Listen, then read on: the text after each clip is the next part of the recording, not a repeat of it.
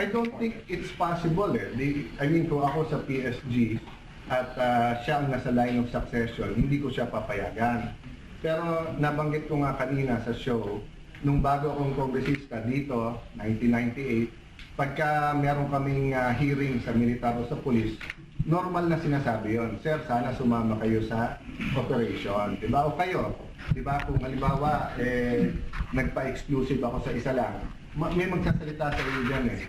Sir, sana naman one day mag-reporter ka rin, in our own shoes at makikita nyo. Magagalitan talaga kami pag maskupang kami ng iba, no? So I think it's normal for law enforcement to appeal to her, to get to know first ano ang realities on the ground bago siya mag-comment. I don't know how feasible it is for her sumama. Baka if it's a really well-planned raid, baka. Pero like yung sa buy-bust or even yung raid na maraming intangible, hindi mo alam kung sino nasa loob ng compound, etc.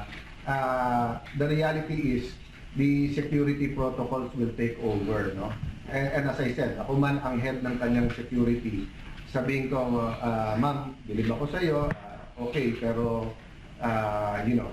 So, but there are circumstances, even abroad, di ba kung meron silang command center sa labas, na may van na nandun yung camera, nandun yung monitor screen, at yung van naka-disguise din yun. Tapos ni-raid, kita niya mismo, nandun, pagka nahuli na, whether or not nagkaroon ng fight, pwede kang pumasok right after. So I think the idea is for the Vice President to fully experience the uncertainties and the threat and the and how law enforcers